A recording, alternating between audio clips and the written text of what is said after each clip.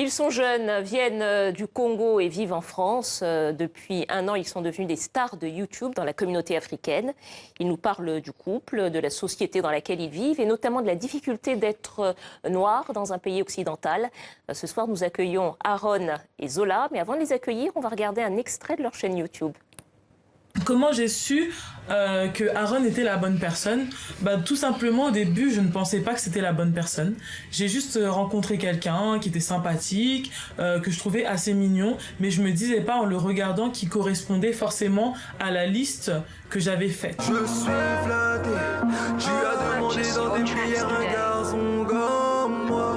Je suis choqué, je m'imaginais sans cesse avoir un cœur. Salut la Javance, c'est Zola et Aaron. J'espère que vous allez bien.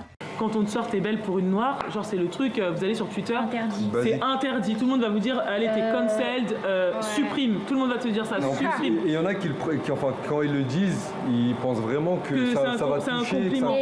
Mais comment ça veut dire que... C'est-à-dire qu'en fait, genre les autres sont moches. En fait, Alors, c'est-à-dire que toutes les noirs en gros, sont ce que ça veut dire, moches. en gros, ce que ça veut dire, c'est que t'es pas censé être belle. Parce que mais t'es je noire. sais pas ce qui s'est passé. C'est naturel, tu dis ce que tu penses vraiment, même si ça me vexe.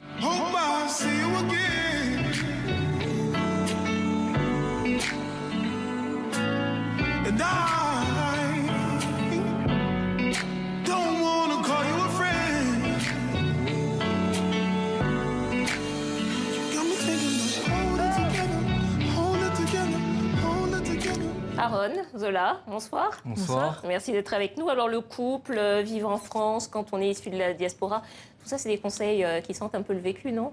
Oui, totalement. Ça correspond à notre vie.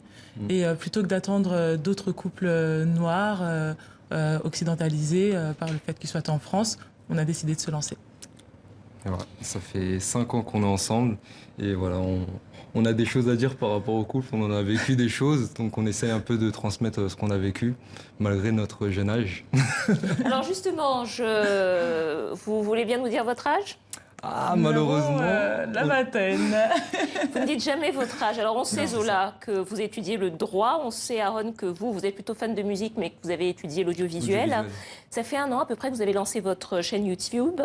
Quand vous avez commencé, finalement, c'était un petit peu pour combler un vide, quoi, finalement, parce que vous ne retrouviez pas sur YouTube ce que vous aviez envie d'entendre, je crois. Exactement, Zola, elle va bien raconter, je pense, parce que tout est parti d'elle, en fait. Oui, en fait, moi j'écrivais des histoires d'abord sur une plateforme qui s'appelle Wattpad. Donc c'est le YouTube version livre. Et je me suis dit que je pouvais partager des conseils autrement par la vidéo. Et quand j'ai vu qu'une de mes vidéos, une story time, avait bien fonctionné, j'ai tout de suite introduit mon compagnon dans l'aventure parce que je trouvais qu'on avait des choses à dire à deux et que la représentation du couple en France, du couple noir français, c'était important. Sur la représentation du couple noir français, vous aussi, vous étiez sur la même ligne que votre compagne? Voilà, j'étais sur les mêmes lignes avec elle, sauf qu'on en discutait en off, en fait, sans les caméras. On avait beaucoup de débats. Et quand elle m'a proposé de faire des vidéos sur Internet, au début, j'étais pas très chaud. Moi, j'étais plutôt refermé. Moi, je m'exprimais avec la musique. Et finalement, je me suis dit, pourquoi pas, parce que c'est vrai qu'il y a quand même un manque à ce niveau-là et qu'il y a un manque de représentation, justement. Et il faut en parler, voilà. Donc, Alors, on a vu quelques-uns des exemples dans le petit extrait qu'on vient de passer. Qu'est-ce que vous ressentiez comme manque? Quelles sont les thématiques, finalement, dont vous aviez envie de parler sur votre chaîne YouTube? Concrètement, le Black Love, par exemple, nous on appelle ça le Black Love en anglais, mais voilà, c'est l'amour noir. C'est-à-dire qu'il n'est pas représenté, nous on ne le voit pas à la télé, dans les films, dans les séries, dans les publicités, alors que, par exemple, nous sommes tous les deux noirs, congolais, africains, nos deux parents sont noirs, ils sont ensemble, ils s'aiment. Et pourtant, on ne voit pas cette réalité-là à la télé ou dans les pubs. Et on s'est dit, il y a un manque à ce niveau-là. Et même sur YouTube, alors qu'on va se dire que c'est la nouvelle génération, c'est des jeunes, etc. Mais même dans les chaînes sur YouTube, on ne voit pas beaucoup de couples noirs. Donc on s'est dit, pourquoi pas nous mettre en avant et montrer que ça existe et qu'on peut être beau et qu'on peut vivre ensemble. Et voilà. Et surtout, c'est les Américains qui font un travail sur ça, même les Nigériens, pour l'Afrique. Et on s'est dit, on est en France, pourquoi pas lancer un mouvement pour montrer que finalement on est un couple, on dit Black Love, mais on est un couple normal pour nous. Et justement, cette normalité, il fallait qu'on l'amène et on pousse d'autres youtubeurs, s'ils sont en couple ou même tout seuls, de ne pas aller tout de suite dans des thématiques où on nous attend toujours, la beauté, la coiffure, et aller au-delà. C'est-à-dire qu'on voulait montrer que voilà, les Noirs en France, ce ne sont pas que des délinquants. On essaye de s'en sortir, on est des entrepreneurs, on rigole aussi, on zouave aussi, c'est comme ça qu'on appelle notre communauté, la zouavance, du sérieux et du frivole. Voilà ce qu'on est, on n'est pas que des comiques des Noirs en France. Alors justement, vous, votre style sur YouTube, c'est un petit peu un ovni, hein, parce qu'en général sur YouTube, on trouve beaucoup de sketchs, du placement de produits aussi. Vous, ce sont des conseils. Alors tout à l'heure, vous parliez des Américains et aussi des Nigérians, donc plutôt des anglophones.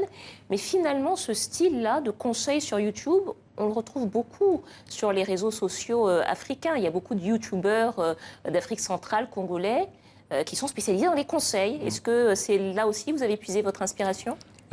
Pas vraiment, mais c'est vrai qu'on a beaucoup puisé ça. Tout à l'heure, je parlais par exemple de mes parents. C'est coutume chez nous d'avoir des conseils de nos parents, des plus âgés. On reçoit beaucoup des conseils et nous, on a voulu retransmettre ça en fait. On a besoin de transmettre soit aux plus jeunes ou même des fois aux personnes qui ont le même âge que nous. C'est pour ça qu'on ne communique pas sur notre âge parce que des fois, il y a cet ego-là où... est-ce qu'on veut avoir des conseils de quelqu'un qui est plus jeune que nous? Est-ce qu'il est assez mature pour parler de ce genre de sujet, l'infidélité dans le couple? Moi qui ai 40 ans, est-ce que je vais regarder des jeunes qui ont un certain âge? Voilà. C'est plus ça en fait. Et par rapport à l'Afrique, je pense que les Africains se sentent plus légitimes pour donner des conseils parce qu'ils se sentent chez eux, sur leur terre. Nous, avec l'immigration, on a du mal, on nous dit qu'on est français, mais des fois on remet en cause notre nationalité. Donc je pense que les gens se sentent moins légitimes pour parler de sujets sérieux, parce qu'ils savent très bien qu'une fois passées les élections, on ne veut pas entendre leur voix. Donc nous, on essaye de changer ça. On essaye de dire que voilà, il n'y a pas que pendant les élections qu'il faut s'occuper des Noirs de France. On est là, on essaye de construire des choses, et c'est peut-être là où on puise cette fierté africaine de se dire que si on n'étions pas français, nous sommes des humains quand même, donc exprimons-nous. Alors aujourd'hui, vous avez un peu plus de 29 000 abonnés sur votre chaîne YouTube. Donc ça se fait déjà quand même un peu d'audience. Pour beaucoup de gens, YouTube a été un tremplin ou est un tremplin vers d'autres choses, la comédie par exemple. Vous, comment vous envisagez la suite? Alors pour nous... en fait, on a commencé déjà à entreprendre avant de se mettre sur YouTube. On fait le chemin inverse. C'est-à-dire que d'habitude, on se lance pour avoir de la visibilité et ensuite on montre ce qu'on aime. Tout de suite, j'ai commencé à écrire. Aaron a commencé à faire de la musique. Donc, on avait déjà réussi à avoir un public sans médiatisation. Et en fait, YouTube est venu amplifier ce qu'on faisait déjà. Donc, on espère continuer ce qu'on fait déjà, écrire des livres. Moi, dans mes livres, mes fictions urbaines, je mets en avant justement ce que je dis dans mes vidéos. Aaron, pareil, dans ses musiques. Donc, on poursuit.